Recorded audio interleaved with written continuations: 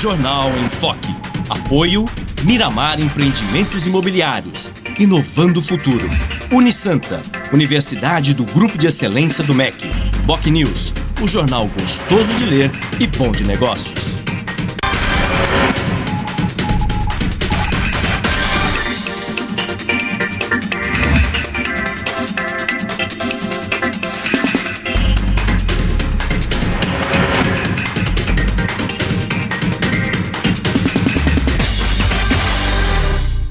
Olá, bom dia. Começa agora pela Santa Cecília TV, ao vivo, mais uma edição do Jornal em Foque.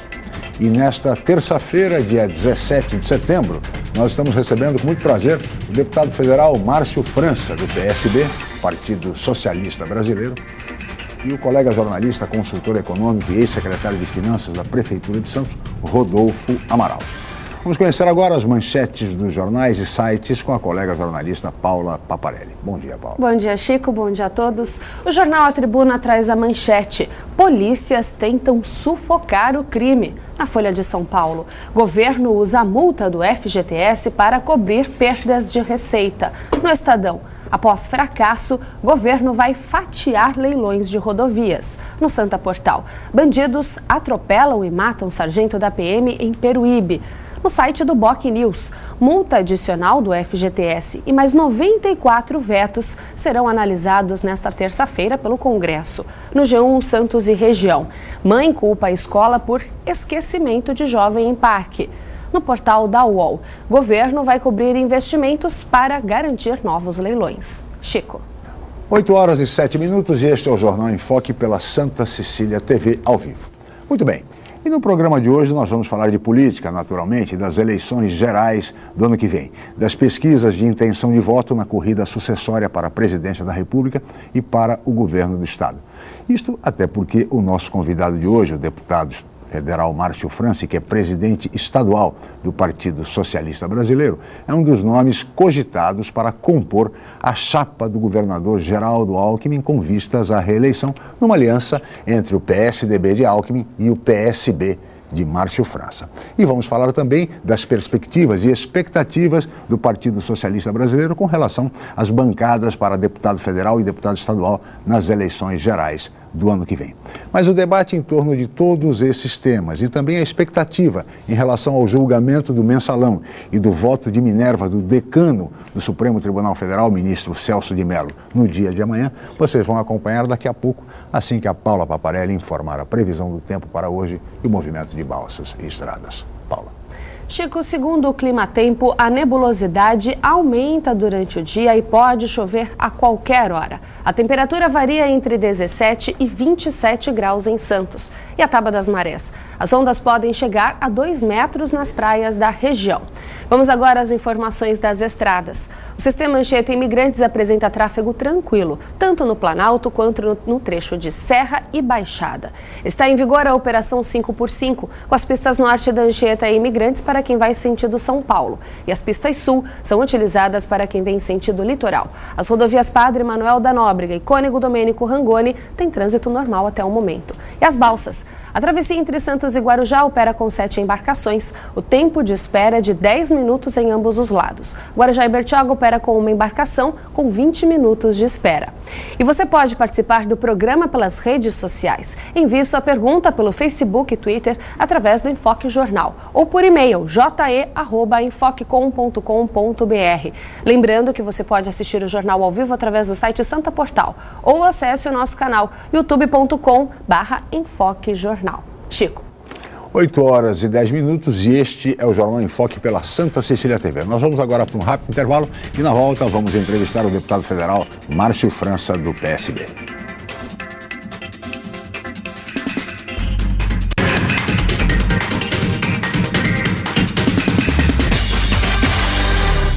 Viver em Santos é uma ótima oportunidade. Investir é melhor ainda. Por isso aproveite os empreendimentos prontos Grupo Mendes. Stella Magna, na Ponta da Praia. 3 suítes ou 3 dormitórios com uma suíte. Com lazer completo. Prime Plaza Residence. 4 suítes. Lazer e sofisticação únicos no Gonzaga. Vistamar Premium Offices. O empreendimento corporativo do futuro para você fazer sucesso agora. Grupo Mendes. Seu melhor investimento está aqui. Academia Unisanta. Bem-estar, saúde e qualidade de vida. Mais de 80 aparelhos de última geração. Profissionais qualificados para orientar as atividades de modo personalizado. Ambiente agradável com muito conforto para todas as idades. Musculação é na Unisanta. Academia Unisanta. Dê uma força para a sua saúde. Informações 3202-7126. Você procura informação com credibilidade? Aos finais de semana você fica bem informado ao ler o jornal BOC News, semanário distribuído em residências, estabelecimentos e shoppings de Santos. E nas bancas de todo o litoral, pelo valor de apenas uma moeda. Além disso, durante a semana, você pode acompanhar as principais notícias da região no site bocnews.com e nas redes sociais, como o Facebook. Agora você fica sempre bem informado. Jornal BOC News. Gostoso de ler e bom de negócios. Santa Cecília TV. Os melhores programas, as melhores propostas. Tudo aqui. Social. JB. Estúdio Letícia. Decor News. Alta qualidade. Estilo. Santa Cecília TV. Um mundo de informação e entretenimento para você.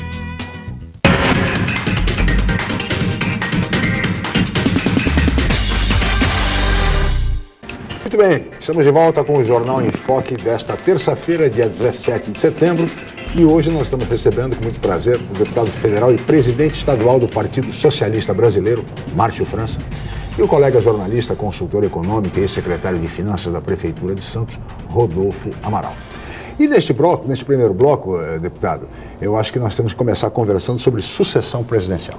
As pesquisas indicam aí, as pesquisas de intenção de voto, embora estejamos a um pouco mais de um ano das eleições gerais do ano que vem, indicam a vantagem da presidente Dilma, em primeiro lugar, como favorita, e seguida da ex-senadora Marina Silva, da Rede Sustentabilidade, e depois, em terceiro lugar, aparece o senador mineiro Aécio Neves, do PSDB, e em quarto lugar, o candidato do seu partido, o governador de Pernambuco, Eduardo Campos, do PSB, flutuando em torno de 6, 7% das intenções de voto. Como é que o senhor, como presidente estadual do PSB, como liderança partidária, analisa esse cenário eleitoral com relação à sucessão presidencial? O senhor acha que é estimulante? Acho que é. A gente na política costuma gostar dos desafios, né? Quer dizer, o desafio é que lhe atrai. Senão você perde um pouco daquela coisa da garra, não é? Em números redondos, você vai ter assim, 40% aprova a Dilma e votará nela. E 60%, por algum motivo, não gosta dela ou pretende votar em coisas novas, né? Então, a disputa é nesse 60%. Eu acho que nós chegaremos lá na frente nas eleições, porque Eduardo é uma pessoa muito desconhecida. Só 12% o conhecem. E desses 12, 6 ou 7 votam. Então, se eu falar hoje Eduardo Campos, você que está me ouvindo em casa, certamente, talvez não saiba quem é, não é? Quem é da política, quem mexe com jornalismo, um outro empresário, tal, ou quem é de Pernambuco, ou tem parente em Pernambuco, talvez ali naquele contorno, pode lembrar e tal. Mas normalmente as pessoas não conhecem. E o que antes era um defeito passou a ser uma qualidade, porque parece que a população corre em busca de novidades, né? De alterações de quadro. Foi assim o recado das urnas nas últimas eleições, né? Errado, certo, foi assim que ela votou, né? Então, eu penso que talvez a gente tenha uma tentativa de se fazer isso. Se você tiver um quadro competitivo, e quem conhece, digamos, essa história da política, na hora do voto, o eleitor vai ter todo esse período de julho até outubro para apreciar as pessoas. Sim. E haverá lá 4 produtos para serem comprados na prateleira, né? Como o Eduardo mesmo fala, não tem 5, 6, tem 4. Talvez 3, talvez 4. Porque a Marina não tem certeza ainda do partido. Sim. E ela certamente é uma novidade, foi bem na última eleição, mas pertence a um partido, se for criado, muito pequenininho, que a cada 3 dias terá um comercial de 30 segundos, você sabe o peso que isso tem numa eleição. E a gente acha que o Eduardo será a voz dessa novidade, né? É um rosto diferente, é um moço muito preparado, e eu acho, sinceramente, ele muito competitivo. Em especial por um dado. A Dilma ganhou a eleição passada por 11 milhões de votos de diferença do Serra, né? Desses 11 milhões, 10 milhões e meio vieram do Nordeste. Então eu sempre achei que para uma candidatura ser viável contra a Dilma, teria que ser uma candidatura que tivesse força no Nordeste. Porque, por exemplo, o Aécio é um moço capaz, é um moço simpático, mas ele tem pouca entrada no Nordeste. De maneira que um eventual segundo turno, Dilma e Aécio, provavelmente o Nordeste, mais uma vez, levaria os votos a Dilma. O que praticamente impede, já que o Nordeste sozinho tem 36 milhões de eleitores. Minas e Rio têm juntos 25, o restante do país tem 40 e São Paulo tem 32, 34 milhões, né? Quer dizer, o Brasil é praticamente isso. A gente acha que o Eduardo irá muito bem no Nordeste, o Aécio irá muito bem no eixo Rio e Minas, no resto do país nós vamos empatando e a eleição virá para São Paulo. Teoricamente, o Aécio deveria ganhar aqui em São Paulo, porque o governo é do PSDB. Sim. E, teoricamente, então, é pela proximidade com Minas. Claro. Primeiro fato que desmente essa verdade. Em São Paulo existem 5 milhões de nordestinos, né? Nas grandes periferias das grandes regiões metropolitanas. Ou são nordestinos diretamente ou são filhos de nordestinos, portanto tem relação com o Nordeste. Quando alguém fala com sotaque nordestino, rapidamente a pessoa identifica que aquele claro. É uma pessoa da sua origem, né? Nós já tivemos essa experiência lá atrás, vocês se lembram, malfadada, mas já houve essa experiência quando o Collor Sim. acabou sendo candidato e tal, um rapaz que não parecia, não tinha uma pinta de nordestino, né? Mas ele acabou vindo muito, muito forte. Na questão de São Paulo, tem um segundo fator. O governador José Serra, ele não gosta do Aécio, não tem simpatia pelo Aécio. Sim. Primeiro porque o Aécio, nas eleições do PSDB, onde o Serra e o Alckmin foram candidatos, o Aécio não se meteu na campanha, deixou rolar. E segundo porque ele não gosta do jeitão mesmo, né, do estilo.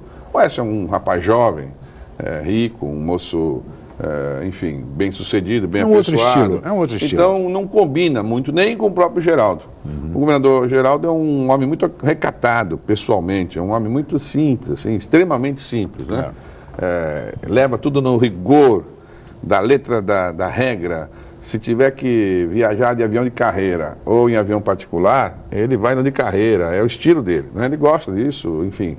E eu acho que isso, portanto, traz um antagonismo que pode se revelar numa sensação de que eles não apoiam.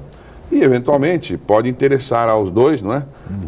Estar também junto com o Eduardo. E, de certa maneira, então, se nós conseguimos aqui em São Paulo equilibrar o jogo com o Aécio, nós estaríamos aí, que é o que eu acho que vai acontecer na eleição.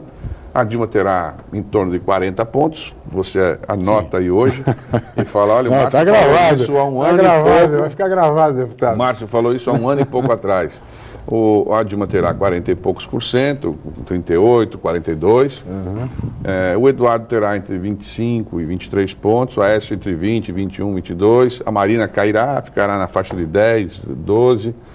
E esse será o 4. E aí, a previsão do vamos para o segundo turno. No segundo turno, num tempo igual de televisão. E o Eduardo, todos sabem, além de falar muito bem, é muito simpático, muito jeitoso, é um grande articulador na política, preside um partido, quer dizer, tem origem na política, é o governador mais bem sucedido de todo o estado, de todos os estados, tem 90% de aprovação, ele será um páreo muito difícil para ela. Agora, é claro, o PT é um grande partido, né? Ela é uma mulher honrada, honesta, não será um páreo fácil, mas é assim que eu prevejo o futuro. Está aí a previsão, portanto, do deputado federal Márcio França. Rodolfo Amaral, bom dia, concorda? Bom dia. Você concorda com essa previsão do deputado? Dia a você, bom dia, deputado. Obrigado pela presença. A Paula, ao telespectador. Eu queria questionar o deputado por um aspecto interessante. Eu costumo dizer que governo, principalmente em âmbito federal, é muito semelhante à roupa, desbota com o tempo. E o governo Dilma vem num processo de desgaste de uma série de planos, de ações do governo Lula, que foram esgarçando ao longo do período. Há duas vertentes que talvez sejam objeto de análise na próxima campanha eleitoral. Uma é a prestação de serviços em si, questão da economia, aliás, da saúde, da educação, do mercado de trabalho, coisas mais objetivas da população. A outra é uma insatisfação indireta, que é aquela insatisfação fruto dos resultados da economia, que muito provavelmente não estará muito boa no processo eleitoral, em que pese nós estarmos nesse período aí provavelmente anestesiados ainda com a Copa. Isso é, se formos até a final, né? Para um lado ou para o outro. Anestesiados para o bem ou para o mal, né? Eu queria aproveitar a sua experiência, que inclusive já participou coordenando uma campanha presidencial. Quer dizer, qual é o tom que vai seguir a próxima campanha eleitoral? O PSB está se preparando para que rumo? Porque eu já tive a oportunidade de ouvir, inclusive pessoalmente, o candidato e governador Eduardo Campos. Ele me parece uma pessoa muito preparada, com uma retórica muito afiada. Quer dizer, para onde o PSB acha que vai essa discussão política do ano que vem? Vamos fazer uma retrospectiva rápida. Brasil, ditadura militar, golpe, aí um partido ascende e passa a ser o condutor de uma mudança importante, a consolidação da democracia. O PMDB, a MDB naquela época, é o grande responsável por esse processo. Quer dizer, foi o MDB quem conseguiu aglutinar as forças para a gente fincar um elemento que hoje é fundamental, que ninguém mais admite uma coisa que não seja democrática. Então, fincou a democracia. Instante seguinte, surgiu o PSDB, da espinha dorsal do PMDB. Né?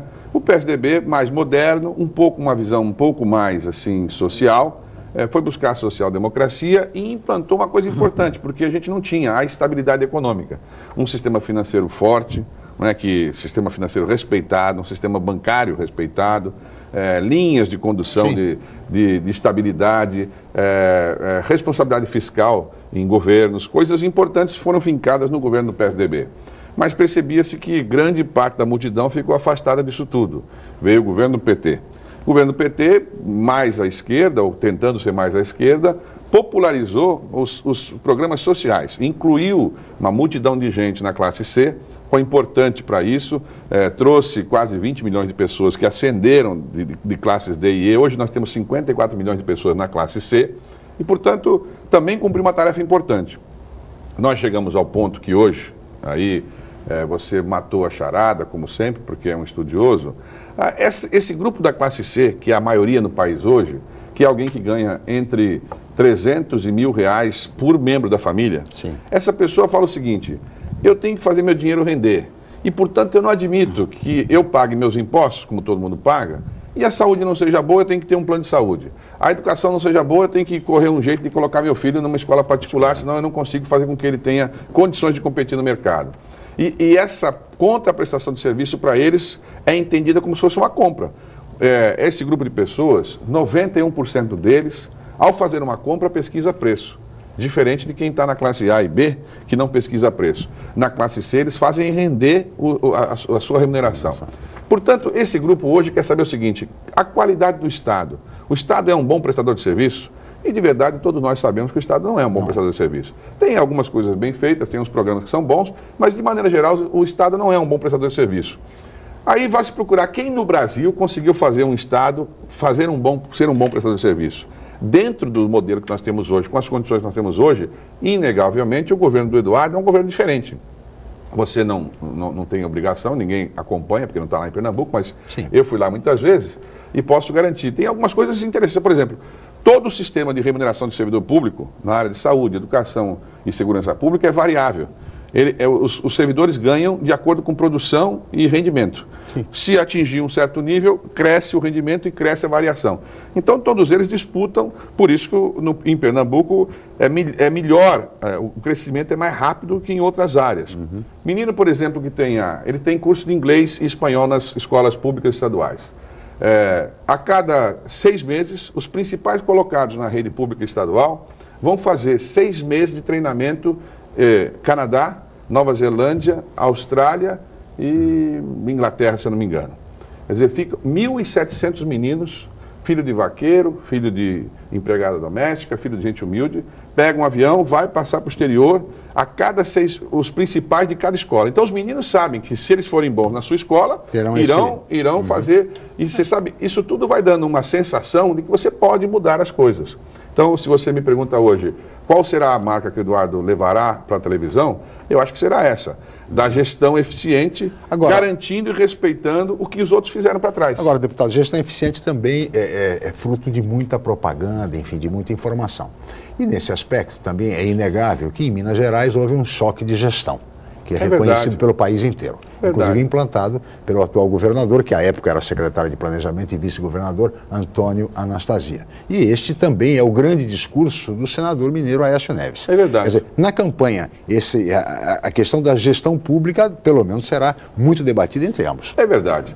O Aécio é um jovem, bem sucedido, foi um governador de boa gestão, gestão essa que foi conduzida por esse Anastasia, sim, que atualmente é o governador, é o principal condutor dessa formulador dessa política. E daí para frente você diria o seguinte, bom, já que eu tenho que escolher pela gestão, qual dos dois eu escolherei? Não é? Aí a pessoa vai olhar nos olhos, você vai ver a palavra e vai ver quem tem mais foco. E aí é que eu acho que é diferente o foco. O Aécio é um rapaz cujo foco parece que está sempre disponível para uma outra coisa. Por exemplo, se der para ser senador eu vou, se der para ser governador eu vou, se der para ser presidente eu vou. Né? O Eduardo é uma pessoa com muito foco e acho, principalmente, que a origem dos dois é diferente. Embora ambos sejam netos de políticos famosos, o Aécio é neto do Tancredo Neves, o Eduardo é neto do Miguel Arraes. Isso. Eles tiveram origem diferente. O Aécio é um menino rico, de família rica. Os pais sempre foram pessoas ricas, tal. Os pais do Eduardo são pessoas mais simples. Eu acho que tudo isso vai dar um caldo. E aí, diferente da eleição passada, que ficou muito pobre, ficou discutida, a eleição ficou sobre a história de aborto. Homossexualismo, lembra? Quer dizer, uma coisa assim, ficou uma coisa apelativa, não é? E isso tende a levar a decisões erradas. Essa eleição o debate será melhor.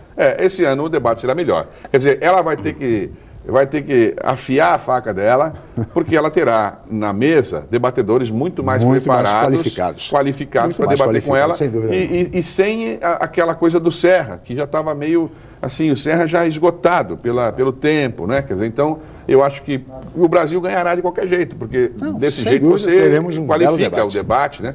E via de regra, em cada eleição dessa, se você qualifica o debate, o produto final é melhor. Isso é melhor. Mas nós, deputado, nos próximos dias vamos aí comemorar 25 anos da última reforma constitucional. As eleições passadas, vários pontos da reforma tributária foram discutidos, promessas de reforma política, promessas de reforma previdenciária, que o Lula avançou um pouco mais, parou, quer dizer, reformas estruturais, discussões de projetos de longo prazo, o país já não vê, eu diria, aí há provavelmente 50 anos. Quer dizer, como conciliar o discurso da campanha do ano que vem com as expectativas das manifestações de ruas que nós assistimos há alguns meses. O senhor vai responder, deputado, mas no próximo bloco. Nós vamos para um rápido intervalo comercial e voltaremos em seguida no Jornal em Foque.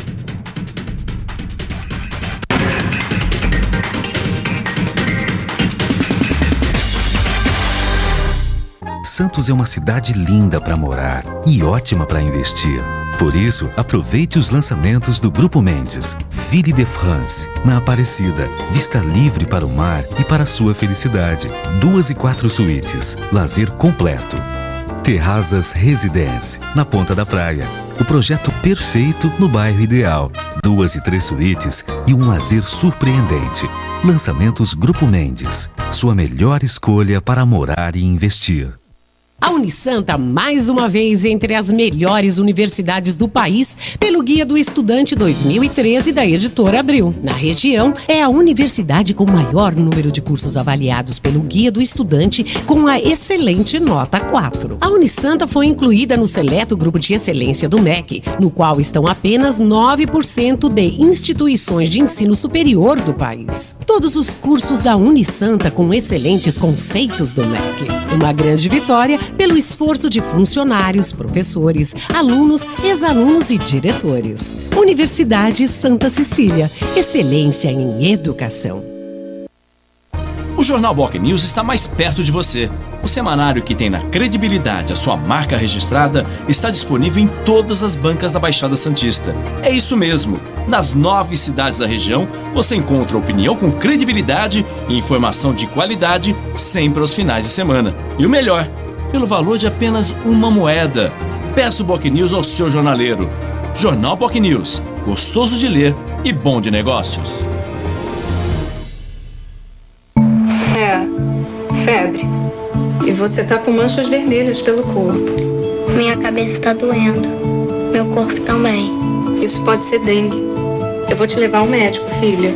Fique atento aos sintomas da dengue. Em caso de suspeita, beba muito líquido e vá imediatamente a uma unidade de saúde. Não tome medicamentos sem orientação médica. E se sentir dores abdominais e vômito, retorne imediatamente à unidade de saúde. Pode ser a forma grave da doença. Ministério da Saúde, Governo Federal.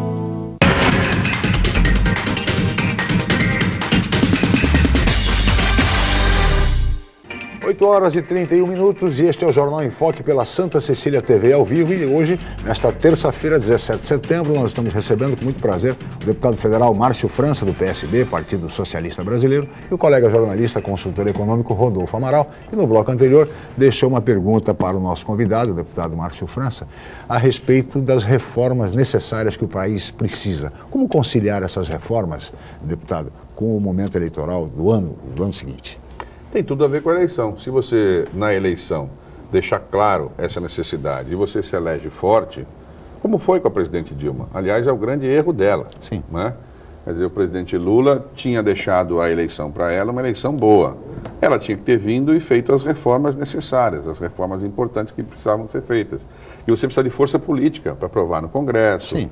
Coisas que às vezes são antipáticas, que no primeiro momento você tem dificuldade de aprovar. É como qualquer gestor que tem que decidir entre se mexe com o imposto e se aumenta o salário de servidor.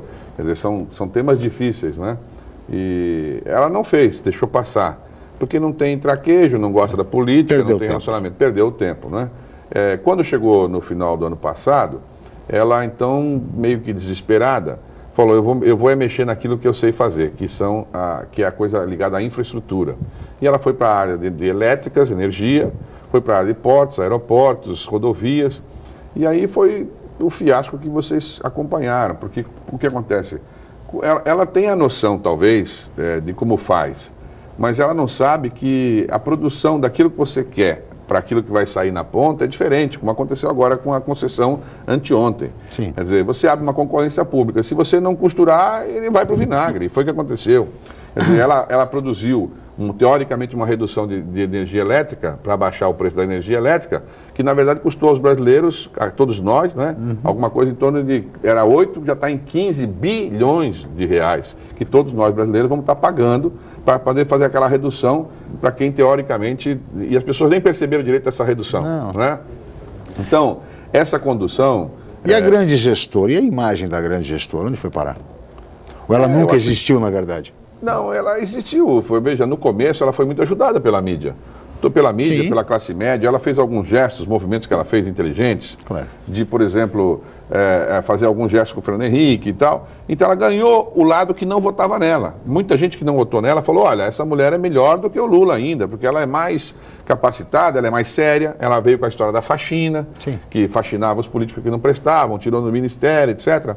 O tempo passou, a realidade veio, essa coisa do discurso, né? Você faz o discurso, depois quando você senta na cadeira, não adianta, tem que governar. E aí tem que governar com quem é mais ou menos, com quem é bom, com quem não é, tem maioria de um lado, tem Renan, tem Sarney, tem que conviver, não é? Você não vai lá e vai fazer o quê? Não é? Então, e tem que ter pulso para você falar até aqui pode e até aqui não vai mais, não é? E eu acho que ela não conseguiu fazer isso. Então, ainda tem uma grande gordura para queimar, porque o presidente Lula é um craque, está sempre acompanhando os movimentos. É claro que ele gostaria de tudo, né, que tudo acabasse bem. Mas assim, vai ter todo esse episódio agora do julgamento ruim para eles, porque esse assunto volta à tona de novo. Aliás, o senhor acredita que o voto amanhã do ministro Celso de Mello será no sentido de acatar os embargos infringentes? Acredito que sim. O Celso é um ministro legalista, não é assim, extremamente legalista. E ele já se manifestou antes a favor de embargos, quer dizer, ele teria que mudar de opinião. pela chamada voz das ruas. E um bom magistrado normalmente costuma dizer, a voz das ruas pode eventualmente crucificar coisas erradas. Aliás, pode... ele disse que não vai se impressionar pela opinião pública, enfim. Agora, deputado, antes de passar para o Rodolfo Amaral, eu queria lhe colocar mais uma questão. Agora, ainda deixa política. eu só fazer uma parte, porque senão dá a impressão que ele está defendendo. Gerará uma péssima expectativa. Sim. As pessoas ficarão frustradas. Ontem estava aqui em Santos, e parei no estacionamento, o rapaz falou, se absorver, tirar esses caras da cadeia, tem que fechar esse Supremo, tocar fogo em tudo mesmo e tal. Quer dizer, é a sensação que as pessoas têm, não é? E aí eu fico olhando para minha cara como se fosse eu respondendo. A pessoa olha para você e fala, você está lá em Brasília, você se vire lá para dar um jeito, né? Que jeito que eu posso dar, né? Para poder resolver o negócio do céu. Quando foi a votação lá do Donadon, eu falei para os parlamentares, escuta, esse é um tiro louco que vocês vão dar. Eu senti no plenário que ia dar uma votação contrária. Eu falei, escuta, além de tudo é ineficaz, porque ele vai estar preso, não tem como ele assumir de volta. Mas não adianta, quando a multidão, 500 pessoas, começa a raciocinar numa vingança, o voto secreto, a vingança foi contrária e deu o tiro no pé. Né? Agora, deputado, é o seguinte, o discurso do governador Eduardo Campos, candidato do PSB, não vem agradando a presidente Dilma. A presidente Dilma, aliás, está irritada com essa história. Aliás, o próprio discurso do PSB, o seu discurso aqui, enfim, revela exatamente isso.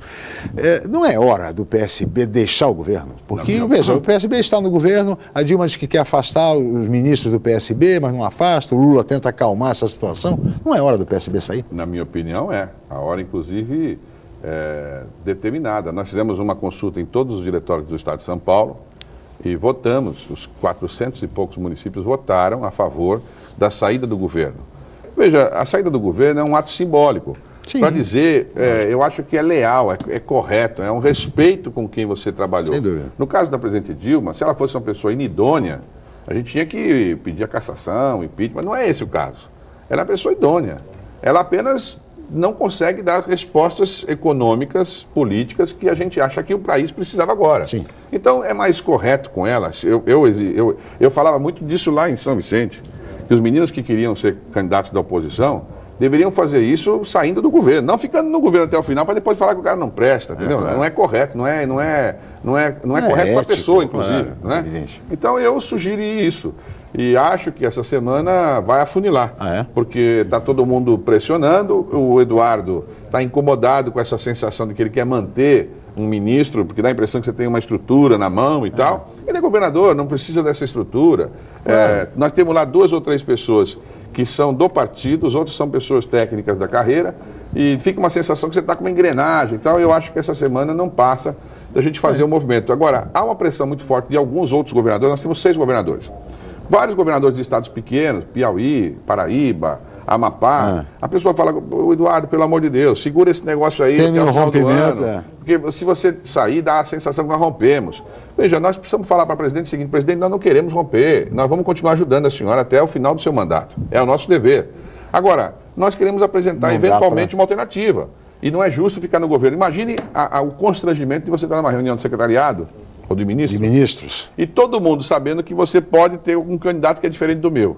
Então fica aquele burburinho, isso aí é um traidor, entendeu? E tal, que fica se bem que são tantos ministros que acho que não vai reunir. Não, mas aquele que fica com essa sensação, claro, parece que está pintado ele se sente. Parece que tem um X verde na cara dele. É o ministro Fernando Bezerra da Integração Nacional. É isso. Rodolfo Amaral. Eu queria até aproveitar uma dessas indicações do PSB, porque recentemente eu fiz um levantamento sobre a questão portuária. Em 10 anos e meio aí de governo do PT, dos 7,5 bilhões que foram colocados no sistema portuário, no orçamento, para as companhias docas promover investimentos na área do porto, as companhias docas federais ligadas à Secretaria dos Portos, 5 bilhões e 800 foram para o ralo. Quer dizer, não foram sequer utilizados. Nós temos 7 companhias docas hoje com uma dívida aí considerada a dívida da Portos, que sozinha é de 3 bilhões, elas não têm um patrimônio líquido equivalente a 50% da sua dívida. Quer dizer, e é exatamente esse um dos ministérios que entregaram para o PSB gerenciar a Secretaria de Portos. Agora, o deputado Márcio França é de uma cidade portuária, de uma região portuária. O governador também. Aliás, tem se manifestado aí, contrário às iniciativas do governo, principalmente em relação à lei de mudança dos portos. Quer dizer, vai ter, deputado, um discurso específico para essa reforma, de fato, estrutural dos portos brasileiros? Porque ficou a ideia de que a culpa são das companhias, mas na verdade a culpa é o gerenciamento, o mau gerenciamento do governo nas companhias docas. E passou-se a ideia de que basta o capital privado entrar que resolve tudo, e a gente sabe que não é assim. Quer dizer, qual é a linha que vem para essa discussão? Vamos de novo ao filminho, né? Para não a fotografia, às vezes, ela ilude. Se você fotografar esse copo caindo aqui, se ele tiver fotografado, ele parece parado, mas no filme ele está caindo. Então, os portos brasileiros sempre foram muito mal gerenciados. Isso era uma vergonha nacional, um escândalo. Isso era para todo mundo ter saído preso. Roubaram escandalosamente, fizeram bagunças enormes. O presidente Lula, numa sugestão nossa, criou um ministério específico e entregou para uma pessoa que hoje está na presidência da ANTAC, o ministro Pedro Brito. De lá para cá, inegavelmente melhorou sensivelmente. Eu vou dar só um número. A Companhia Docas de Santos aqui, em Santos, que é a nossa, aqui de perto, vivia em prejuízo constantemente. Quando eles entraram aqui, eu me lembro, a diretoria, havia um déficit corrente de 20 milhões de reais mês. Quer dizer, não fechava a conta todo mês em 20 milhões. Por 3 anos seguidos, esse ano passado, o retrasado e o outro, eles tiveram lucros, né, acima de 180 milhões de reais e dividiram dividendos. Pagaram dividendos, pagaram para o governo. Só uma parte, deputado, mas é também uma manobra contábil, porque a Companhia Docas deixou de conseguir contabilmente a dívida com a Portos, que só essa é de 1 bilhão e 600, da Codeste. Sim, mas entenda bem, a Portos é uma estrutura, vamos esclarecer o que é Portos para o telespectador. O servidor portuário, todo mundo portuário, o governo deveria ter recolhido para dentro de uma previdência um valor para mais tarde indenizar essas pessoas. Quem tem que recolher esse valor é o governo, porque as companhias docas, como você mesmo falou, elas não são autônomas, elas não têm autonomia para poder mexer com dinheiro. O Porto de Santos hoje tem 1 bilhão de reais depositado.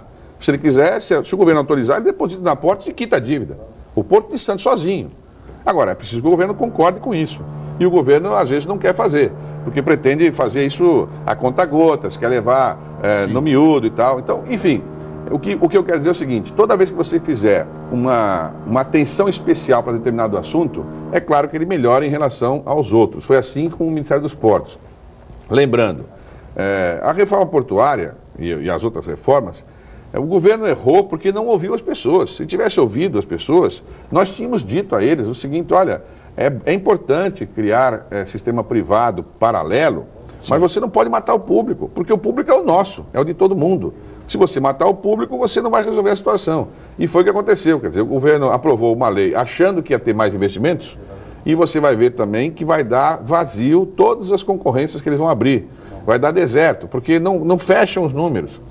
Como aconteceu agora com as estradas. Então, tudo isso assim, é um pouco o perfil que ela tem, do maior para o menor. Quer dizer, o perfil dela é um perfil de pouco diálogo.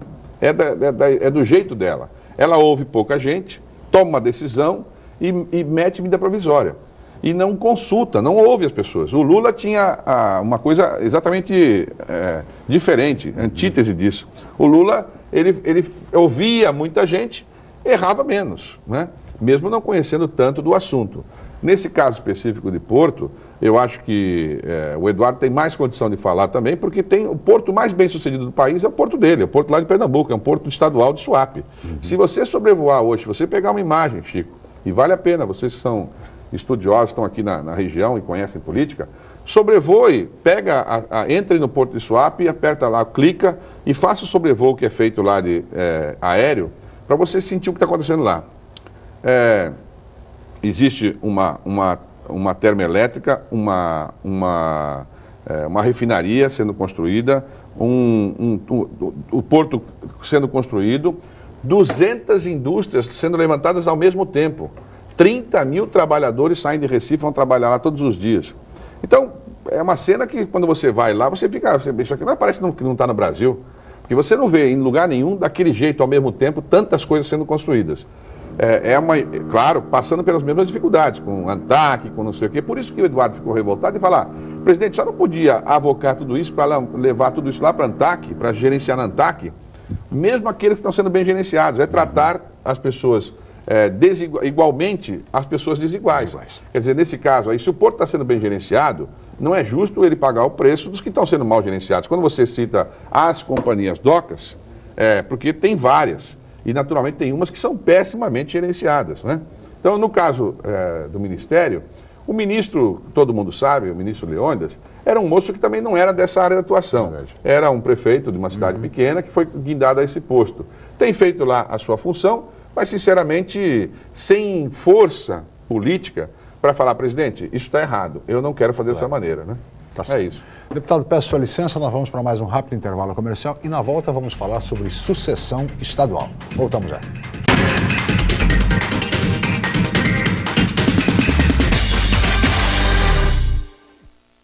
Viver em Santos é uma ótima oportunidade. Investir é melhor ainda. Por isso aproveite os empreendimentos prontos Grupo Mendes. Stella Magna, na Ponta da Praia. 3 suítes ou 3 dormitórios com uma suíte. Com lazer completo.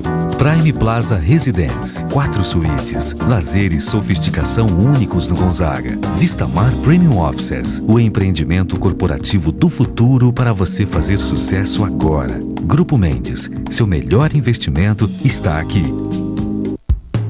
Excelência é ter tradição de mais de meio século. É ter a única mini refinaria de petróleo em operação do país. Excelência é ter um campus unificado e bem localizado. É estar entre as universidades mais procuradas por empresas, em busca de estagiários e recém-formados. Unisanta, Universidade do Grupo de Excelência, entre as 9% melhores do Brasil. Vestibular Universidade Santa Cecília. Inscreva-se já! Você procura informação com credibilidade? Aos finais de semana você fica bem informado ao ler o jornal BOC News, semanário distribuído em residências, estabelecimentos e shoppings de Santos. E nas bancas de todo o litoral, pelo valor de apenas uma moeda. Além disso, durante a semana, você pode acompanhar as principais notícias da região no site bocnews.com e nas redes sociais, como o Facebook. Agora você fica sempre bem informado. Jornal BOC News. Gostoso de ler e bom de negócios. Santa Cecília TV. Os melhores programas, as melhores propostas. Tudo aqui. Jornalismo. Redação regional. Olá, boa tarde. Caderno regional. Especialistas discutem prevenção e tratamento de uma doença silenciosa. Santa Cecília TV. Um mundo de informação e entretenimento para você.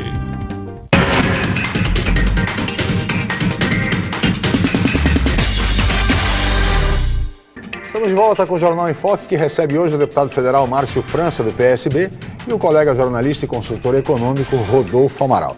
E neste bloco, deputado, falar um pouco de sucessão estadual. O senhor, como você sabe, é cogitado para ser candidato a vice-governador de Geraldo Alckmin no ano que vem. Como é que está a aliança, como é que estão as composições nesse sentido? Vai realmente, essa dobradinha vai sair, Alckmin e Márcio França? Olha bem, o governador Alckmin é um quadro da política brasileira, está num outro patamar, né? Disputou já a presidência da República, é governador pela 3ª vez, é o homem que mais governou São Paulo de todo o tempo na história, né? É verdade. É um sujeito interessante, é um exemplo de retidão, de homem público, enfim.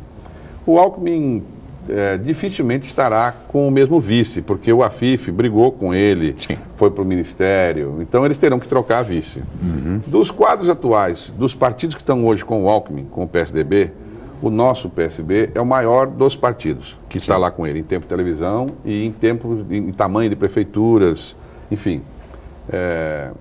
Então, pode natural, acontecer. seria natural essa aliança. Não seria impossível acontecer isso. Depois nós estamos no governo, ele fez um convite gentil, você sabe, nós não participamos da campanha dele, nós trabalhamos para o SCAF, que teve 1,5 milhão de votos, e ele, assim que ganhou, meu nome havia sido indicado para ser ministro do partido, a presidente Dilma optou em levar uma pessoa do Ceará, que vocês mencionaram, eu pedi autorização do partido e vim compor o governo do governador Geraldo Alckmin. Tive um bom relacionamento, me dei bem com ele, acho que ele é uma pessoa interessante para o país, porque ele é uma estaca fincada em áreas nebulosas, quer dizer, ele é um uma pessoa que é metódica, que faz as coisas acontecerem sem grandes arrobos, mas acontecem, né, no seu tempo. Então, por tudo isso, eu disse a ele, governador, a nossa prioridade partidária nesse instante, a minha vida está voltada à eleição presidencial. Eu participei de uma ideia com 5 jovens, eu, o Eduardo, o senador Rodrigo Hollenberg, que hoje é senador, mas também é um jovem, o governador do Espírito Santo, Renato Casagrande, e o Beto Albuquerque. Nós éramos 5 meninos do partido quando o doutor Arraes e as pessoas mais antigas tomavam conta do partido. Eles foram morrendo e nós fomos tomando conta. Então hoje é um projeto que a gente leva 20, 30 anos para ver acontecer. O Eduardo vai se preparar para ser o candidato à presidência, eu acho. Eu vou fazer força para ele ser. Para isso, governador, eu precisaria que o senhor ajudasse abrindo o palanque em São Paulo para o Eduardo, quer dizer, mantendo um palanque duplo. E ele falou, Márcio, mas é difícil, o meu partido vai ter um candidato. Claro. Não, eu sei, mas o senhor vai ter que fazer uma opção. Se o senhor abrir esse palanque, o senhor nos ajuda, nós lhe ajudamos e vamos estar juntos. E o Aécio vai de compreender, porque também para o Aécio, se o Eduardo desiste da candidatura, é péssimo. Porque possivelmente a eleição fecha no primeiro turno. E ambos já estão se compondo até, já estão se preparando para uma aliança no segundo turno? Aí, em função disso, é possível, e aí você falou, mas o Alckmin não é mais uma grande novidade. Já foi com o governador 3 vezes. O senhor se referiu no início do programa que a novidade vai ser a marca da nova eleição. Mas pode ser que esta novidade do Alckmin venha acompanhada de uma coligação diferente. Sim. É como se você tivesse... A novidade vai ser o vice. Pode ser. Pode ser não, a coligação. A coligação. Porque se você, por exemplo, se você está acostumado a fazer goiabada com queijo, goiabada com queijo, goiabada com queijo. Se um dia você comer goiabada com alface, é diferente. Quer dizer, o que acontece é o seguinte, do ponto de vista da chapa de governador, uma vinculação mais à esquerda seria uma novidade para o PSDB. Claro. Pode ser que ele aproveite isso. Agora, é um assunto que o governador e o PSDB não vão decidir agora. Não, ele trata com muita cautela dessa questão, é o estilo dele. Nós temos 2 vagas, uma vaga do Senado e uma vaga na vice. Tá certo. O PSDB pleiteia estar nessas vagas, né? Se estivermos assim, estaremos com ele. Se não estivermos, temos outras opções para o governo, ou, eventualmente, até uma candidatura própria ao governo do Estado. Ou seja, o senhor não será candidato à reeleição? Eu gostaria de não ser. Você falar que não será é muito forte, né? Às vezes na política o partido também fala, olha, você tem que ser, muda tudo, morreu não sei quem, tem que ser e tal. Mas eu não gostaria de ser. Eu acho que eu já fiz a minha contribuição em Brasília, daquele formato de deputado, fui líder, fui considerado o parlamentar entre as melhores cabeças durante vários anos. Quer dizer, acho que cumpri uma tarefa importante lá. E, sinceramente, eu não aguento mais o pessoal cobrar da gente uma coisa que você não tem culpa. E é verdade, você chega num lugar, você vai viajar, entra num hotel, o moço fala, qual é a sua profissão? Eu digo, eu sou advogado. Se você falar que é deputado, o cara fala, ih, meu Deus do céu, já chegou outro cara aqui. Quer dizer, as pessoas têm no parlamentar uma imagem negativa, né? Embora elejam os parlamentares. O senhor, respondendo assim, o Uriel Vilas Boas, que sempre nos assiste, ele mandou uma pergunta, quem será o seu substituto como candidato a deputado federal para representar a nossa região? O Caio, referindo-se a seu filho, que seria seu substituto. O Caio é uma graça, tem feito a sua tarefa política, gosta de política. Eu acho que ele pode, eventualmente, disputar uma eleição. Acho que, se ele for sair, não vai sair a federal. Acho que seria normal que ele saísse a estadual. Mas nós temos ainda um deputado no partido, Luciano, que eu não sei, que ainda não decidiu se fica, se sai. Parece que vai para o PTB. Cada hora ele, enfim. E tem outros, nós temos vários vereadores na cidade, tem alguns compromissos assumidos lá com vereadores, eu não sei o que eles vão fazer, que eles estão toda hora também falando que saem e não saem. Agora, a cidade e a região têm muitos bons nomes e podem surgir novos nomes da região. Hoje, o quadro aqui em Santos praticamente só tem o Beto. Se eu não for candidato, só tem o Beto. É muito ruim para a região ter só o Beto. Precisa de mais representantes. Não pelo Beto, mas porque é muito pouco para a região. Mais representantes, sem dúvida nenhuma. Rodolfo Amaral. Deputado, na possibilidade de ser candidato a vice, me parece que na campanha de São Paulo, diferentemente da campanha âmbito nacional, pelo menos um discurso a gente sabe que vai sobressair, que é o discurso da saúde. Até porque nós teremos 2 candidatos, o candidato Padilha, do PT, muito provavelmente com um programa Mais Médicos, vai forçar aí a discussão mais profunda da saúde. E aqui na Baixada Santista, o Estado não tem dado a devida atenção à saúde, aliás, admitido pelo próprio Davi Uip recentemente em entrevista.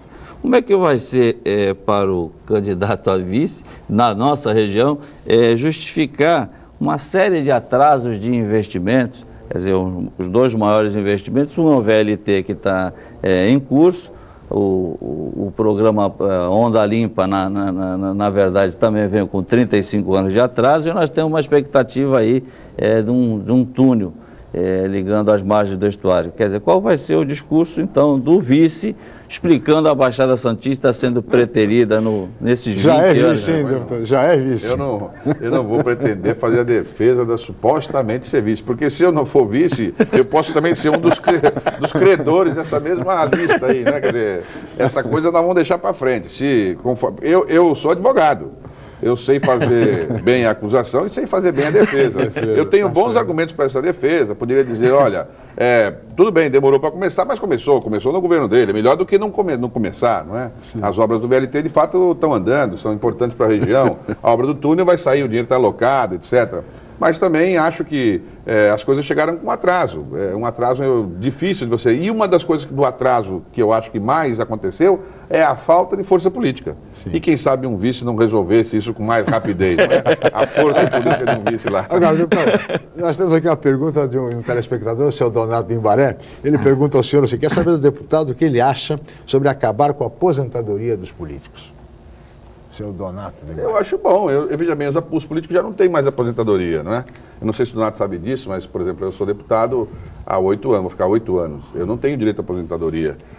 Você pode recolher a parte e você tem uma complementação depois de 65 anos, como todo brasileiro. Eu não recolhi, porque o valor é muito alto. Sim. E na verdade, uma iniciativa privada. Você está se referindo às aposentadorias antigas? Antigamente, né? Viu, Donato, há uns 15 anos atrás, que já acabaram, as pessoas ficavam 8 anos e tinham direito à aposentadoria eterna, proporcional, mas eterna. Isso acabou já faz alguns anos, né?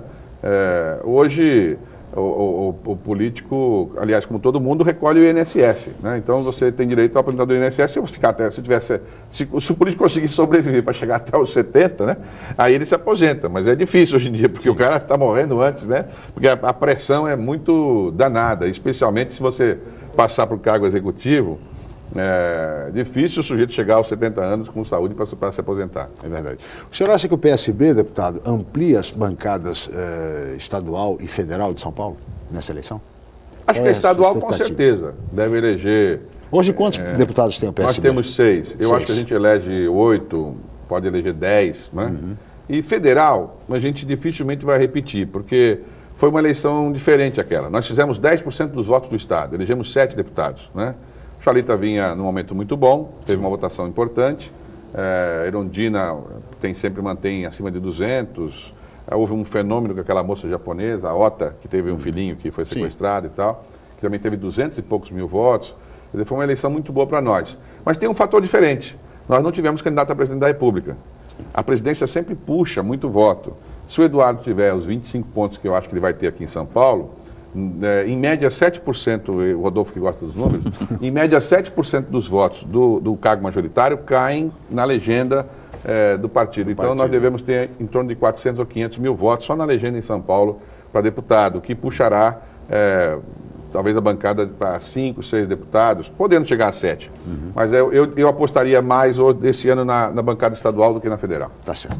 Deputado, nós teríamos muito mais a conversar, mas o senhor sabe, nós temos limitações de tempo e chegamos ao final. Eu gostaria muito de agradecer a sua presença aqui, do deputado federal Márcio França. Muito obrigado, Márcio, pela presença. Obrigado a vocês.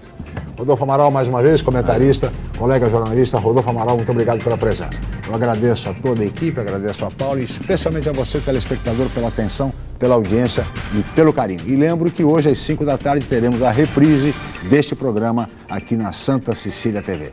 Mais uma vez, meu muito obrigado e até amanhã às 8 horas e 5 minutos em mais uma edição do Jornal em Foque.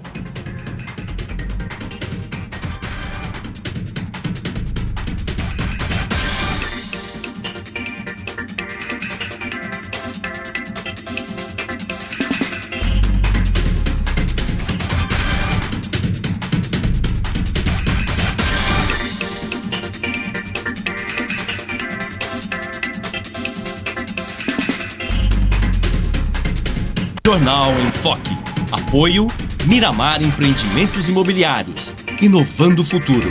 Unisanta, Universidade do Grupo de Excelência do MEC. BocNews, o jornal gostoso de ler e bom de negócios.